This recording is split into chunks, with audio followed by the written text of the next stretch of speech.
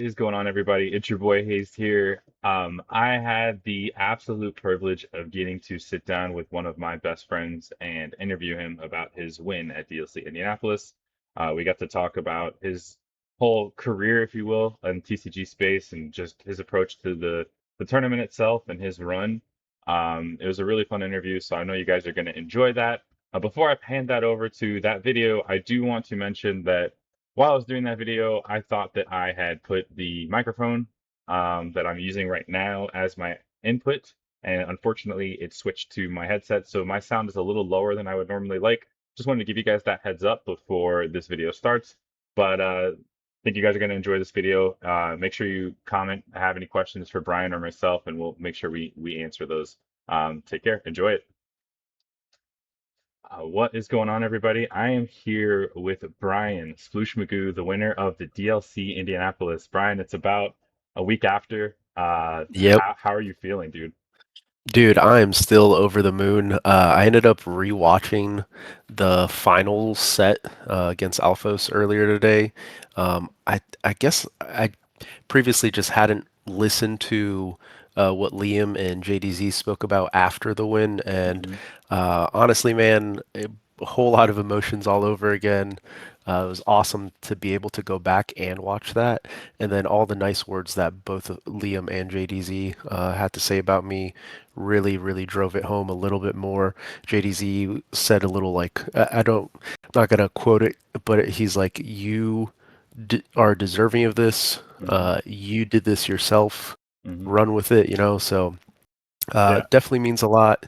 And then this past week, just getting back home, and then discussing future plans with not only you, with the rest Hmm. of the team, with my family and stuff. Huge, huge like boon that I was able to. I wouldn't say come across, but that I was able to earn. So, Yeah. um, No, it was super it was excited. an incredible run. It was awesome to watch firsthand. I could only imagine what it's like to sit in those seats and make some of those plays. But before we get into the run itself, I wanted to spend a little bit of time on your time in TCGs because I have a 30-year history with you, so Yeah, there's man. a lot of history there that we could go through. But I did want to kind of go through some things that I know that you've experienced because people probably won't get to hear that part of it. And Hmm. I personally think that you are a very obviously deserving winner, like JDC said. But I also think you were really great for the game for more than just that. I mean, look, you won the tournament and literally did a giveaway the day after. So that's the kind of person you are. But speak a little bit about some of the TCG games that you played before Lorcana. Dude, the first one, and I know we've had this discussion before, but the very first one wasn't even like a paper copy. Obviously, you and I dabbled into Yu-Gi-Oh and Pokemon Yeah, growing bro, up we when we played for were Pinks kids. back then. Dude, for Pinks, man, like running around and trying to, play with our friends around the Yep. community and stuff, but never really experienced any sort of competitive TCG up Hmm. until Hearthstone came out. And obviously, Hearthstone is purely online. I absolutely fell in love with Hearthstone. I Hmm. used to grind that all the time. Went to some smaller tournaments, and then it kind of fizzled out. Um, not not so much when I quit. It was still going pretty strong, but just my thing has always been like, are my friends enjoying this? Are they also Hmm. playing it? Is it something that I can talk to you guys about, whatever it is? And I think it just the interest kind of faded over time. So I played that for like a year or two, went to some local tournaments, and then, funny enough, we went to DreamHack for a fighting game tournament Yep. years later, and there was a free to enter 25K for Hearthstone, and I made day two, and that was like Hmm. just a little side quest. But Yeah. after that, I don't think we touched TCGs up until 2018, man. Yeah. Uh, Joey was playing Yeah. Magic, Yep. Yep. Yep. and then Jake brought me took like invited me over one time, and I cracked the Dominaria pack, and I pulled like the Chase Yep. Teferi card, Yep. and it kind of like took off from there. And I think we played that for like almost year and a half, 2 years, Yeah, dude, and you were just crushing it. before. Yeah, man, it was a lot of fun. Yeah. Again, never super big into traveling and that whole Hmm. competitive side of it, but at least with locals, it was a great time getting to meet a bunch of the local players, going to all the different stores and stuff. So that was, I think, the gateway to it all. Unfortunately, COVID hit, um, and everything kind of got waylaid and put on the back burner. And I think there was a good gap of time before we touched TCGs again. Yeah, and it I was Lorcana. remember, I mean, whenever yeah, man, Lorcana came out, like, because really, and I mean, dude, like we were grinding Magic. Like you and I are kind of the same way, where it's like we either play something like a lot or we don't a play it at lot. all. Yeah, Yeah, or and we no, were it's fine. grinding Magic. So and it seems like it was a long time, but you're right. It was like a year and a half, and then it just kind of Yep, stopped. Played some yep. arena here and there, and I know you did well in some of those events. But we just it was really just stopped until Lorcana came around. Yeah, I Um, think we were like almost reaching that pivotal point of like, man, I think we're like good enough to go and travel for this stuff.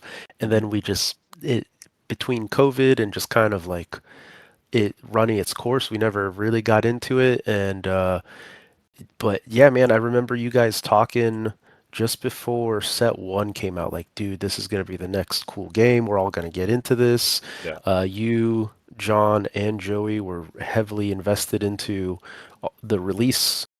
yeah. And then I just remember I went and, like, there was one store in North Carolina that had anything at MSRP for first chapter. So I went and picked up a box, cracked it open with my wife, and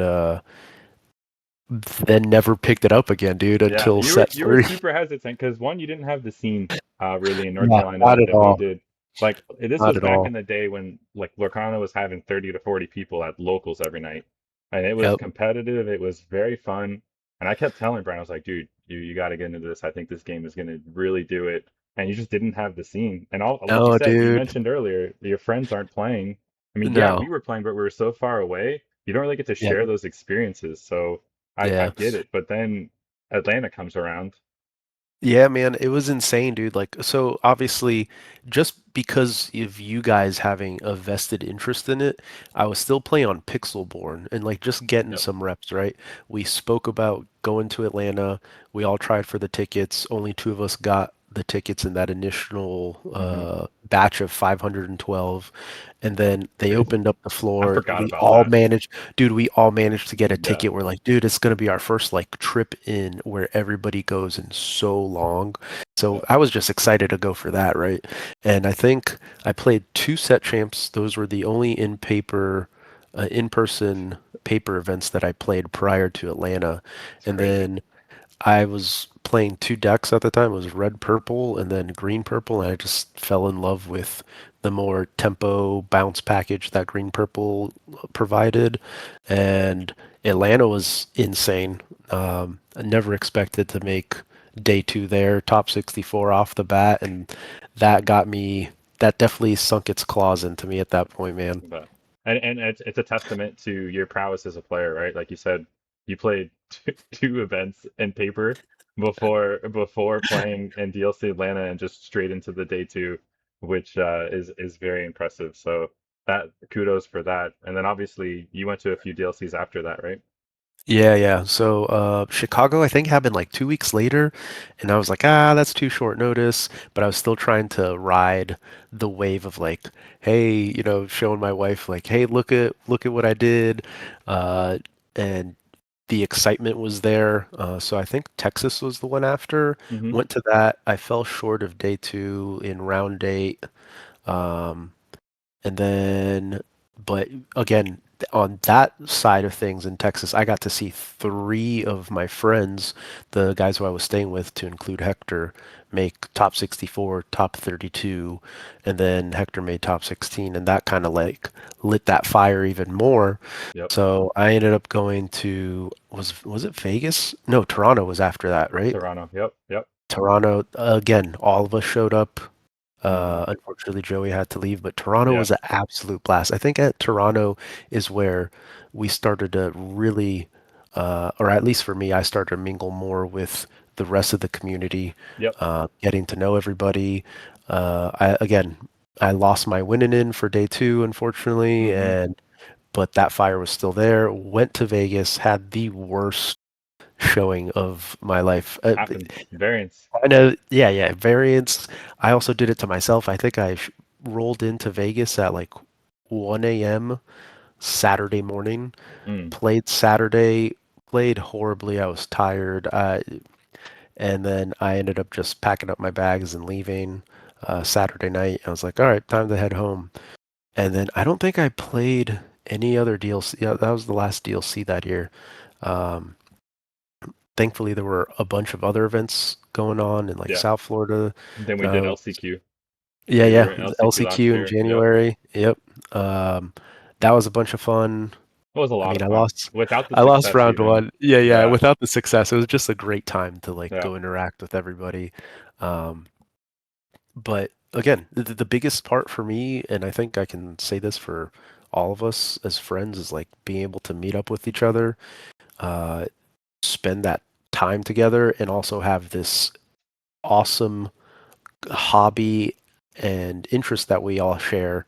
And in between rounds, I know everybody else does it, talking about it, but Yeah. now it's developed into like almost daily, Yep. like in the group chat.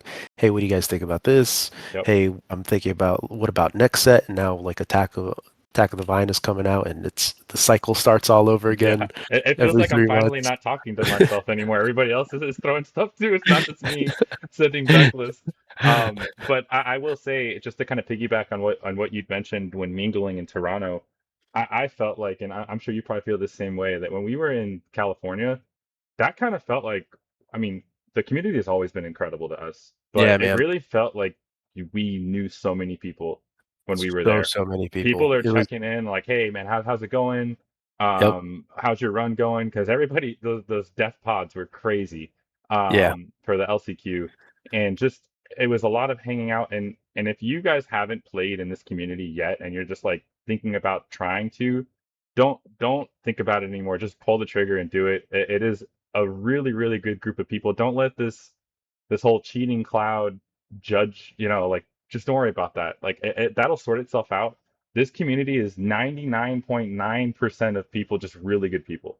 yep, And I really felt like California was that moment. And then obviously all the SSG stuff, the SSG events and stuff that we had after just kind of solidified a lot of those relationships. I mean, rest in for peace. sure, dude. Rest in peace for sure. But like, what a time, dude. That lull between LCQ and the the season two DLCs. Yeah. I think I was down in Florida like every month Yep. for some event or another between Miami's TCG Con. Uh, we had a decent result there. Obviously, it was a smaller event. Hmm. Flying to SCG in Tampa, and Yep. then you had an amazing result there. I was Yep. also able to get top four on the Sunday event. And again, every single time you go, like, oh, hey, you remember somebody, Yeah. go talk to them. They're in their group of friends, and Yep. then everybody's super open. It's not like clicky or It's anything. not at all. Everybody's, It's not like Magic, and I'm yeah, honestly glad that we got to experience the Magic side. And I'm not saying yeah, everybody's like this, but the community is a little elitist, if you will. It's kind yep, of hard to have a lot of those conversations with people. Where I think Lorcana, it's a lot more open. There's so many different ideas that people are willing to listen to and help you kind of build.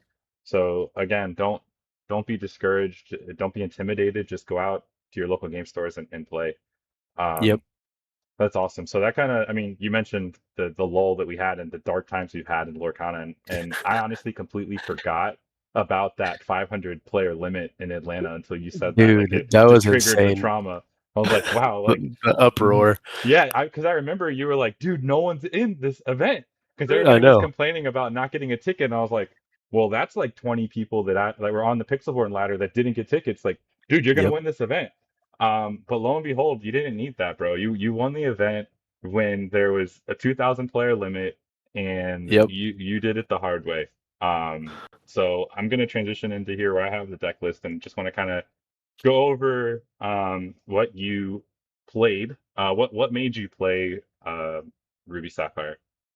Ruby Sapphire has kind of been archetype that I've kind of always enjoyed.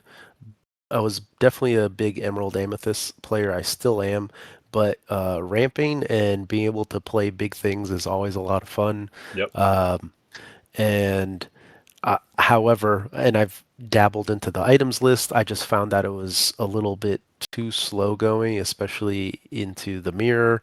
Um, I also didn't have a lot of reps on the items. I remember on Friday talking to Hector and he was like, why wouldn't I play items? It just seems like it's so much better. Yeah. And I think part of that was just me looking at the perspective of like, oh, if I run into an items list with my shark list, Yep. it's over, right?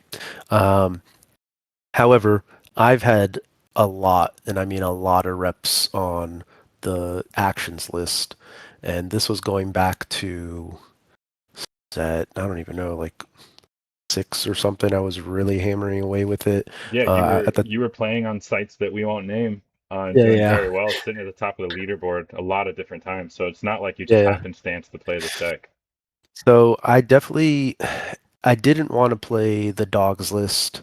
Um, I felt like the mirror there was really abysmal. Obviously, going into DLC Indy, people had kind of figured out the counter to the mirror with the Kita line of play. So, but again, you were leaving it up to, oh, who hits Yeah. the shift under the sea, right? And that wasn't really my thing. I do still think that it's the best deck in format, but I at least found with Ruby Sapphire a adequate enough countermeasure for it, and part of that being Liquidator as well as the Olaf being able to come online significantly earlier and being able to kind of hold until you were able to get your board wipe or land a shark or whatever it was. So I was able to make good use of that throughout the weekend into I think it was five dog matches that I played, three of them being in Top Cut. So Yep.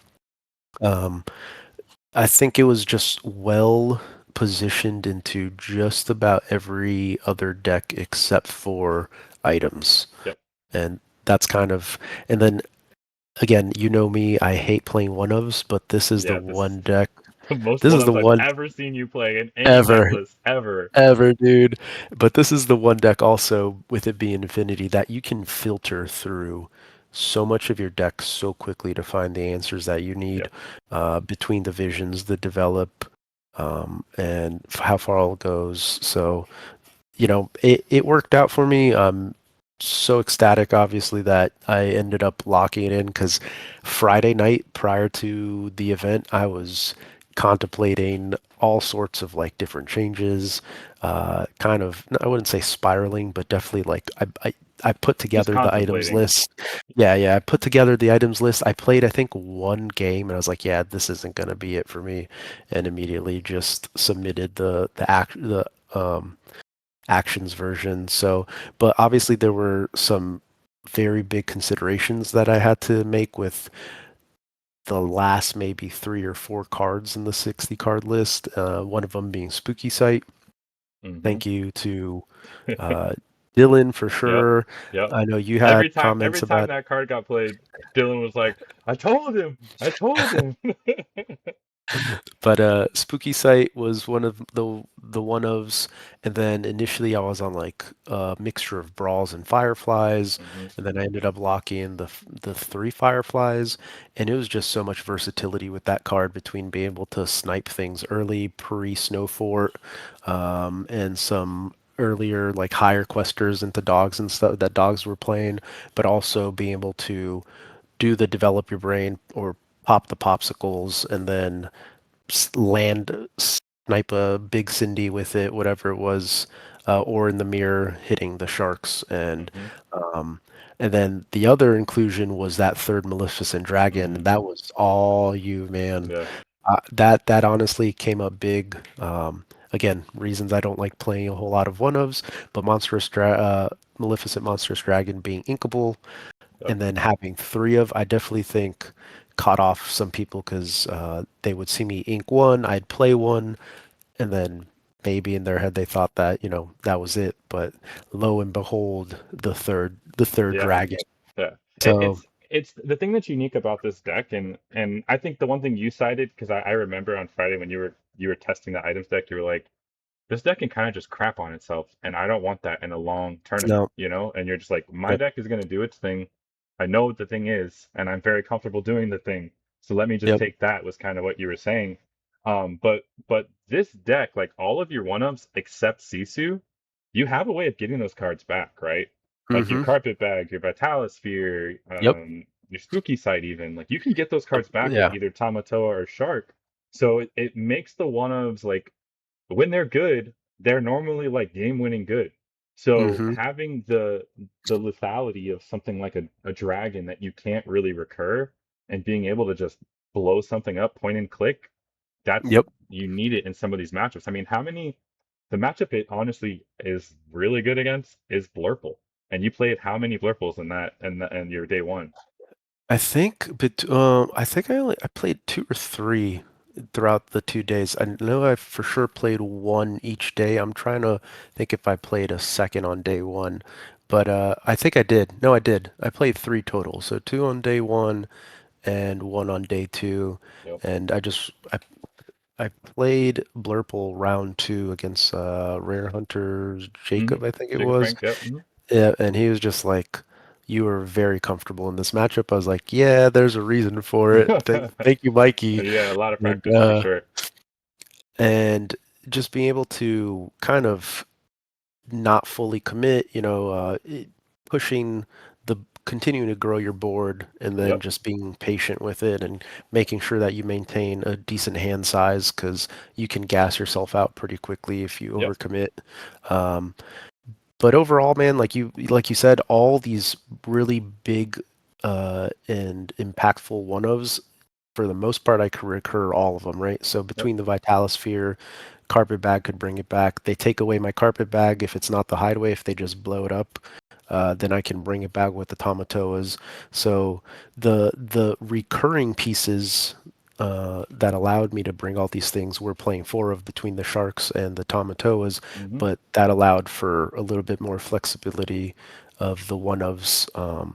If I wanted to play, like I considered two hideaways, I considered a second Vitalosphere or Yep. a second Carpet Bag, but at the end of the day, I just ended up doing the one-ofs and called it good, and obviously it was good enough. So, Yeah, absolutely it was.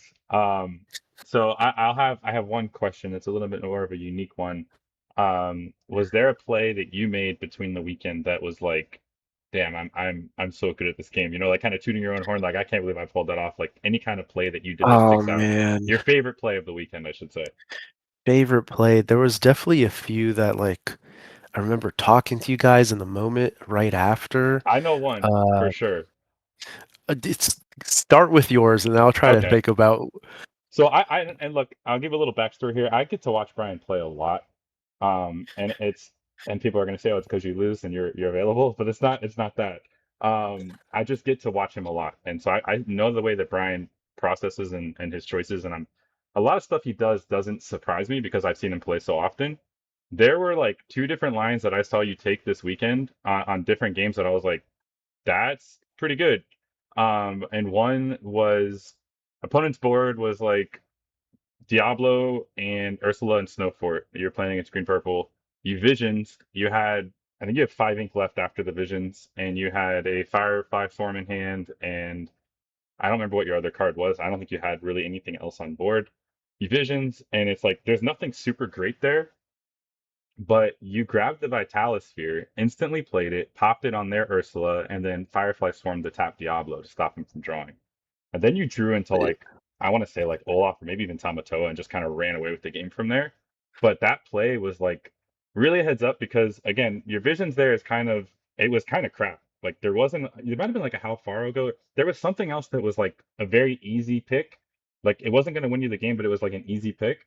But you didn't go that route and you picked the Vitalis and I was like, yeah, see, he's like this is operating at like a different level. That was the one that stuck out to me and I once I saw you grab it, I turned to my dad. I said, "Holy crap! Like that was really good. I know exactly what he was going to do with that, you know." And it worked. It was really good, really impressive. So that's the one that stuck out to me. Yeah, I remember that one. It was the green purple. I think it was towards the end of the day or something It was, on yeah. day one. Hmm. But thinking about it, there was a lot of like times where I could have like, and I wouldn't say it was like favorite day, but I think instead of favorite moments, just the consistent moments Mm, of like I could pop a popsicle and then replay it with the Merlin's carpet bag, like grab it back and replay it. But there were times where I would purposely hold. So hold while meaning like if I had two impactful, like a second impactful card in my hand. So if they try to make me discard, then I would be able to just ditch the popsicle or whatever it was. And it that came into play a handful of times. Um, or setting up, I think it was the last or second to last, either top four or finals, where I almost popped the popsicle to heal one of my characters. I was like, no, let me leave the popsicle up in case I can run into smart. a firefly. Yep. I had the carpet bag out, so making ensuring that I would be able to discard two cards into my discard pile. Yep. So, and it literally the very next card I drew was exactly that, and it had to be. I think it was for the Eleanor. Mm, So I ended up you needed it. Yep. blowing up the popsicle, recursion, play it, blow it up, and then hit the Eleanor again. Um, yeah, man, there was definitely some really awesome moments. Another one wasn't like anything super cool, but um, sometimes they'd forget the Vitalosphere would be in the discard pile, Yeah. grab it back, Yep. Yep. play like they're one lore, two lore away, snag a Maleficent Dragon, snipe the thing that's standing upright, and then Hmm. Vitalosphere, whatever, smash it into a big Cindy, whatever it might be. And there was just some really cool, versatile plays that you can make with this deck, Yep. and it was a lot of fun. Yeah. It was fun to watch. And I know you talked about it on some other interviews. But I mean, there's a couple plays that I think happened, especially in the top cut day, where you're like, man, this is my day.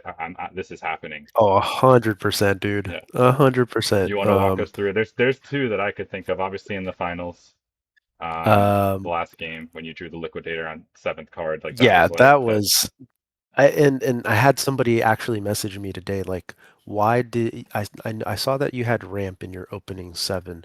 Hmm. Why did you get rid of that? And in my head, and again, maybe people argue that it was the wrong thing to do. Obviously, it worked out for me that time, Yeah, you but can't say it's wrong if I mean that if that was but your play style the whole weekend and it worked. yeah, I had already broken the parity of winning on the draw game one. I lost game two, Hmm. or was Game it three, I think. game three? Yeah. So, I was up 2-1, and this was my chance. In my head, I was like, I need to win here. This is the one where, like, he's not to say he's supposed to win anyway, but this is the match where I can take a little bit more risks. And so I saw the ramp. It was tempting. I was like, no, I'm gonna discard the seven, and we're gonna try to win it here and now versus betting it all on me being on the play. Yeah. Um, and I think I talked to a few of the players over the weekend. I'm like, I don't have like the cool like card shuffling skills or like being able to grab right off the top and like, oh, I know I have seven cards here. So I always do, Yeah, one by and one. yeah, and I bring that up because somebody asked me like, oh, why do you do it one by one? Is it for the camera? Is like, no, I don't have the skill, but also because God forbid I like draw too 100% you draw many. the extra card. Yeah, yeah, yeah. Oh man. And so one by one, and then on that very final, that seventh card, it was the liquidator. And in my head, dude, everything, like everything in my body, I was just like, we're gonna win this right here and right now and close this out. Like Yep. we're closing this and taking it home. And obviously there was, I think in that match too, there was like two or three times like slow down, Yep. really think about this next play, and that came into that was a big decision point with whether or not to play the second shark, develop the second shark, or try to start whittling his board down. Um, because again, they do have the ability to kind of do that lore burst Yeah, and grind back. with the Yep. yeah, and grind Absolutely. back. So, calculated decision on my part, and obviously it paid off. But Yep. um, yeah, pitching the seven and attack for two. The yeah, attack for two, dude. That was that to me. I was like, I don't think it matters who he plays at this point. I think he's got this. It was that was it wasn't even like trying to be funny or whatever. We got the first game on the draw, and then the second one, I was like, dude, all right, if I lose here, it is what it is. But my one out was either um, like I played the Olaf. I was able to get the Olaf out just to make sure that he wouldn't be able to quest for the win, even if he was able to like increase the ladies. I think he had a Yep. lady, Yeah.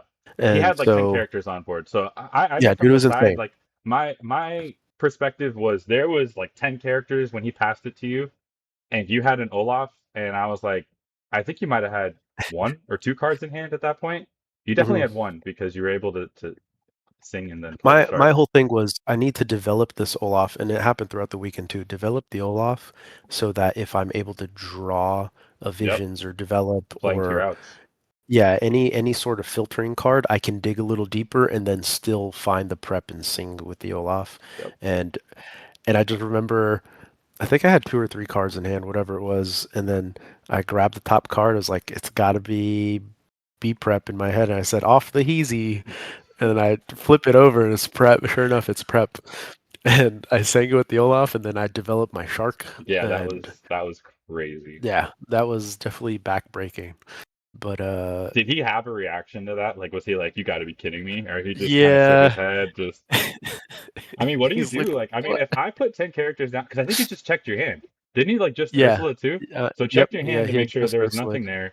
Developed 1,000 lore on board, pretty much, Nope. and was like, "All right, go." And your opponent says, "Off the easy, to be prepared." Sings with Olaf, plays a shark. Like I would be like, "All right, dude." Nah, there's definitely, like you said, there's moments where you kind of just like, this is my time, and Yep. I was definitely feeling it. Yeah. Almost had a slight hiccup in the top four. That was like a super grind of a match, um, and I don't know. Maybe I should have. That it was the moment where in game Prep. three. I I opted not to take the spooky or the prep, and I took a Tomato instead. Yep. And that got asked as well, like, why'd you do that? In my head, he had played, I believe it was the Diablo one, and then um, I think it was he checked my hand with the Diablo, Yep. And and you then knew turned. he was gonna play an Ursula pretty much, so you were trying to play around that. Yeah, I was trying to play around the Ursula. Also, the fact that he played the two drop Diablo and he never shifted Mm, the one drop. So I was like, all right, so maybe he missed the shift. yep. And so I was like, okay, we'll take the Tamatoa here. I assume he's going to start trying to discard my hand. And and the other thing too was if I took Spooky and he shifted and I gave him A lot of such a lore. huge Yeah. ink burst early on, Yeah. um, it like can really bite you in the behind. So I was like, is this worth it to do so early? And sure enough, he ended up shifting the one, shifting the two, and I was like, man, well, if I lose here, I'm definitely going to regret not taking the spooky. But obviously, ended up working out. Yep. Kind of had to draw through the pain of Yeah. everything going on. Yeah. Um, And dude, and I that remember, game three was awesome too. Like that yeah, one I watched back. I that was just an awesome game to watch. Because you really you get to about I think he's about like 13 lore or something, and you're like, there's no way that Bryan wins this. Like, how does he win this game? And just completely grinding back into it. It's kind of a testament to what this deck can do. yeah, man. Um, and I think One, it was the right choice. yeah, the carpet bag was already developed, Yeah. and I remember just having to slow everything like down even more. And in my head, I was like, man, if he like plays two or three of the genies back to back, I'm gonna be a little cooked here. But it was a little slower in terms of him being able to gain lore, and so I was able to develop the carpet bag, saw some Tamatoas, and then I had the Vitalosphere in the discard pile. So when I finally drew that shark, I was able to immediately gain so much. value off of it.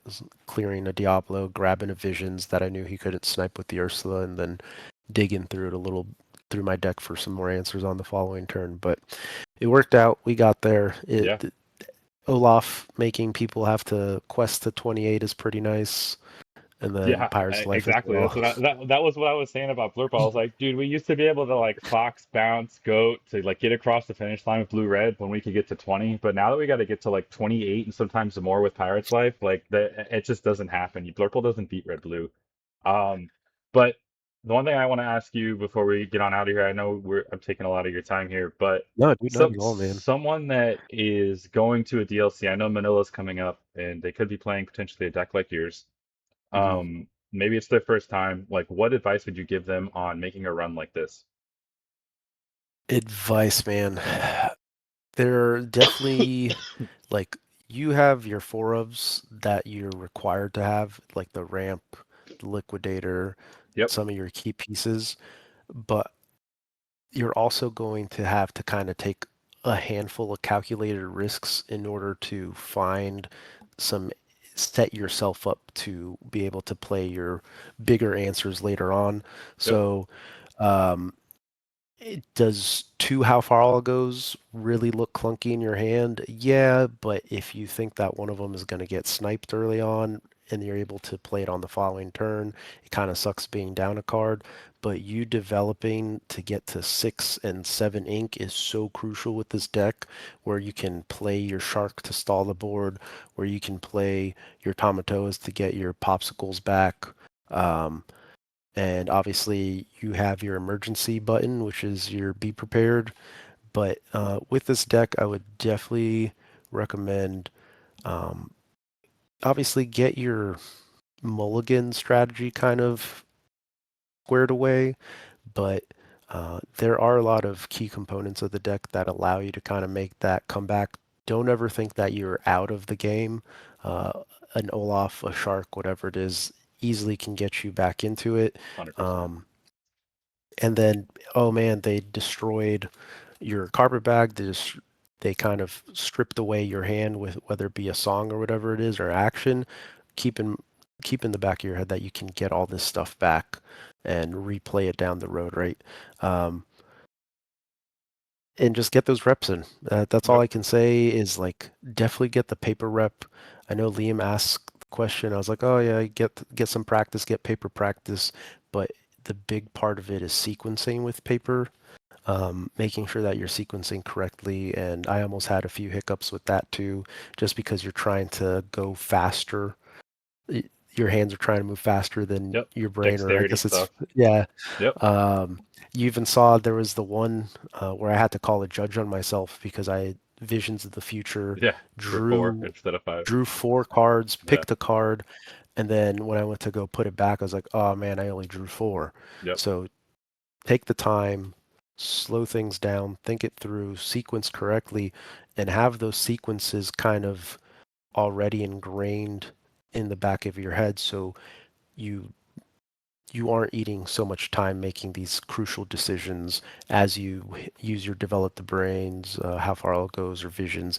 You can kind of like look at the board state, see what you need, grab the next card that's going to help you develop or answer the board, and kind of just flow, enter the Yeah. flow state, I guess. Yeah. Exactly.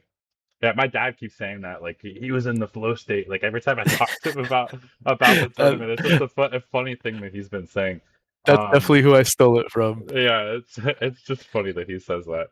Um, the other thing I was gonna say is just before I let you do your shout out to anybody else that you want to say thank you to or anything like that, I do want to say if you guys haven't watched the VOD of the DLC Indy, and seeing like what Bryan does when he wins is really cool. We've come a very long way from when we were playing Hearthstone to now just being dads that are trying to travel around and play around sleep schedules and wives that have to take care of children while we're away. But all that to say that, seeing you call your wife and kids right after you won was really cool. Just shows Yeah, man. you the perspective of things. This is something like it's like I mean, I would say it's like kind of like a dream. Like we've always been kind of chasing this dream. and For to sure. see you do that the literally moment that it's announced that you're the winner, it just shows who you are as a person. So it was really cool. But anyone else that you want to throw shout outs to or thank yous to? As always, shout out to my wife for letting me be able to travel and attend these events. I know it basically boils down to a big guys trip, so Yeah, pretty uh, much. she's left behind sort of in the trenches with our three kids, but she's coming along to Disneyland for Nats, and then obviously whatever Worlds brings, I want to make sure my family is there. Yep. Shout out to you, dude. Thank you for having me on. I Yeah, know we absolutely. literally talk every single day, but Hmm. wouldn't miss this for the world. That. Um, Shout out to the rest of the team. Shout out to Triad. I'll be coming down to visit everybody this weekend for 4th of July. So, Hmm. and then obviously the community, there's so many awesome creators out there for people to kind of tap into. You being one of them, I know you've been around for such a long time. Um, but there's so many people that you guys can kind of refer to, look up videos, whatever it is. People are very passionate about this game, Yeah, that's and true. not just like passionate in a weird like gatekeeping type way, Yeah. like passionate, and they want other people to experience how enjoyable it is, and they do so much for the community. There's people that go like way out of their way, put in so much time. Um, to make events happen, to make like offline and online events happen. And then it's so much fun to finally have everybody get together in person for these bigger events. So shout out to everybody else. There's so many great resources out there for you guys to tap into, like I mentioned. But I'm super excited for nationals. I know we'll all be there. So Yeah, yeah, man. it's gonna be a blast. I'm excited for nationals for sure. I mean, obviously not qualified yet, but it's gonna be a lot of fun. Again, man, congratulations. Dude, thank I you. can't believe I still can't believe you're going to Worlds. Like, I mean, that's awesome. You get to basically go to Continentals and just compete for promos and have a good time. Um, Yep. yeah, it's going to be an awesome trip. So thank you again for coming on. If you guys have any questions or anything, feel free to shoot in the comments. I'm sure Brian will reach out. One thing I Yeah, do want to absolutely. mention as well is your giveaway that's going on. Oh, If you want to go ahead and take over that with park promos. yeah, so we actually, Mikey's family and my family all went together to the Festival of the Arts in February, and we were able to score ourselves some promos. Yep. I actually have them right here. They are posted on the Twitter. You guys make sure to tap in, follow the rules. Yep. This is international, so everybody's able to win this. There's going to be two winners. One winner is going to take home the whole set, the Stitch, the Rapunzel, and the Donald Duck, and then the second winner will get the Donald Duck and Rapunzel. We'll be doing a few more giveaways, Yep. so stay tuned. Absolutely. Uh, And I'll put all those links in the description as well, guys, so you can just scroll down and hop yeah, on man, that. Brian's Twitter. it's Um, all about giving back to you guys, and this again. TCGs in general would just not be a thing without support and fans and stuff. So um, we'll be here for the long yeah, run. So exactly. Awesome. Well, appreciate it, guys. If you enjoyed the video, make sure you like it. Let us know what other content you want to see. I know we're going to do some live gameplay coming up here as well. But that's it. Take care. See y'all.